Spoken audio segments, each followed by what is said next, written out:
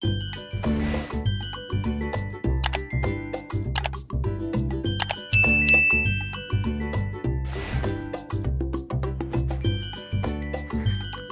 Shepherd कुत्तों की एक बड़ी नस्ल है जिसे कि अल्सतियन के नाम से भी जाना जाता है और इसका जन्म जर्मनी में हुआ था।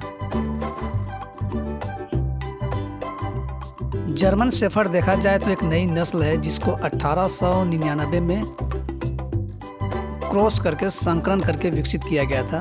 यह नस्ल एक कामगारी कुत्तों की नस्ल है जिसे भेड़ बकरियों को इकट्ठा करने और उनकी रक्षा करने के काम में लाया जाता था और आज भी यूरोपियन कंट्री में इस काम के लिए इसका उपयोग भी किया जाता है।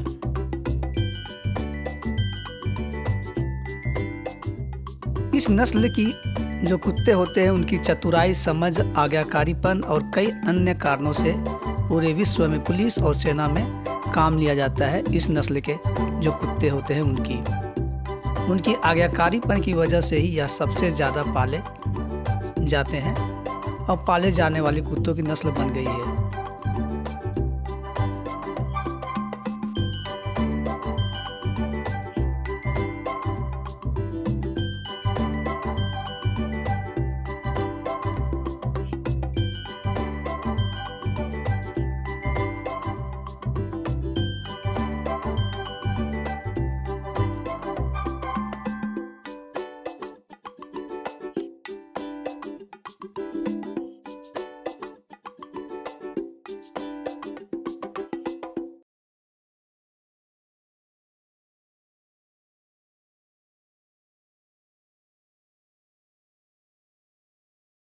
नमस्कार दोस्तों, हार्डवेयर अड्डा में आपका स्वागत है। मैं अभिजीत तिर्की। आज मैंने आपके लिए अपने 3 पेट्स जो है हमारे पास में, हालांकि एक पेट्स रखा हुआ है वहाँ अपने कमरे में है, तो अपने 3 पेट्स जो जर्मन शेफर्ड ब्रीड के जो हमारे जो नस्ल के ये जो डॉग हैं, कुत्ते हैं, उनके साथ में मैंने आपके लिए आप वीडियो तैयार किया है। मेरे दाईं ओर देख रहे हैं नैन्सी, से हम लोग प्यार से नैनो कहते हैं, और मेरे जो बाईं ओर है ये जो है जैक है। तो जैक जो है ये 8 महीने का है और नैन्सी जो 22 महीने का है ना। नैन्सी तो कमर से खाएं देखिए।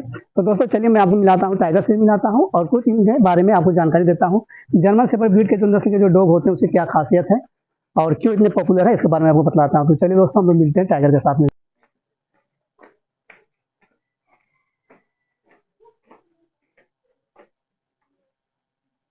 और दोस्तों ये है टाइगर, हमने इसे बांध करके रखा है। चूंकि ये काफी ज्यादा आक्रामक है, हिंसक है, इसलिए हमने इसे बांध के रखा हुआ है। ये ज्यादातर क्या करता है कि जितने भी नए इंसान को देखता है तो तुरंत ही अटैक कर देता है, इसलिए हमने इसे बांध करके रखा है। तो बहुत आज्ञाकारी कुत्ता, हम लोगों के लिए तो ठीक है, मिलनसार है, लेकिन वही है कि जब चूंकि कुत्ता है तो कुत्ता का जो आदत है, स्वभाव है, उसके मुताबिक ये बहुत जल्दी ये चार्ज कर देते हैं, इसलिए हमने इसे बांध करके रखा है। क्यों टाइगर, क्या हुआ क्या हुआ क्या हुआ? शेफर्ड वास्तव में इसका जो ओरिजिन कंट्री है वो जर्मनी है। 1899 ईस्वी में इसे क्रॉस करके डेवलप किया गया था। यदि आप जर्मन शेफर्ड पेट्स के यदि शौकीन है तो इसे पहचानने के लिए 3 खास बातें होती हैं। सबसे पहला तो ये जो थूथन जो है, नाक है, ये काला होता है। ये जो कान है ये पूरा स्ट्रेट और सीधा होता है, और जो पूंछ आप देख रहे हैं जैसे ये पूरा घना होता है। यदि आप बहुत शौकीन है इस कुत्ते को पालने का, तो यदि आप खरीदना चाहते हैं कहीं से भी, तो ये 3 चीज जरूर से गौर कीजिएगा। ये जो थूथन का हिस्सा है जो काला होता है, ये जो कान है स्ट्रेट होता है, और जो पूंछ है वो लंबे होते हैं। जर्मनी में इसका उपयोग मवेशियों को या फिर बकरी या फिर जो भेड़ होते थे उनको एकत्रित करने के लिए या फिर गैदर करने के लिए इस्तेमाल किया जाता था। यही कारण है कि यूरोप कंट्री में इसका नाम ये चरवाही का काम किया करते थे, इसलिए जर्मनी शब्द के साथ में जर्मन शेफर्ड नाम इसे दे दिया गया था। हाँ चलो, क्या चलो नैन्सी, कम कम कम, चलो चलो नैन्सी।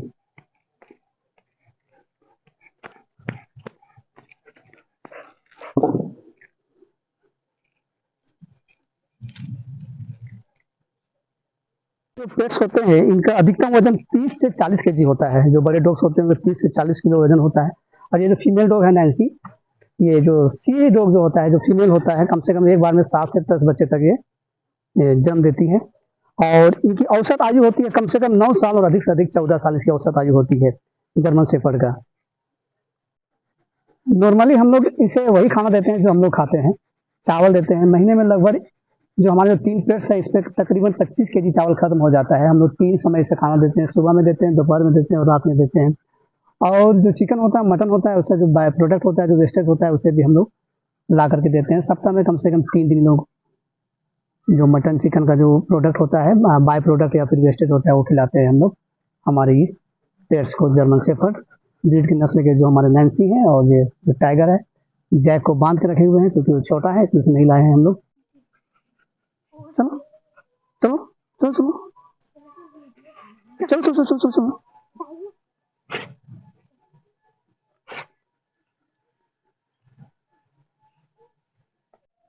तो दोस्तों, कैसा लगा आज का हमारा ये वीडियो, जो मैंने अपने 3 जो पेट्स हैं, जर्मन शेफर्ड ब्रीड नस्ल के जो पेट्स हैं, डोगू हैं हमारे, उस पर मैंने जो वीडियो बनाया था नैन्सी और टाइगर के साथ में और जैक के साथ में। जरूर से दोस्तों कमेंट्स करके हमारे कमेंट्स बॉक्स में जाकर के जरूर से राय दीजिएगा। और हाँ दोस्तों, शेयर करना, लाइक करना और सब्सक्राइब करना बिल्कुल मत भूलिएगा, क्योंकि दोस्तों मैं बार बार आपसे अनुरोध करता हूँ कि जितनी ज़्यादा संख्या में आप लोग मेरे वीडियो को सब्सक्राइब करते हैं, उतनी ज़्यादा मेरे काम करने की जो मनोबल है या फिर क्षमता है वो बढ़ता है। तो दोस्तों जरूर से सब्सक्राइब कीजिएगा।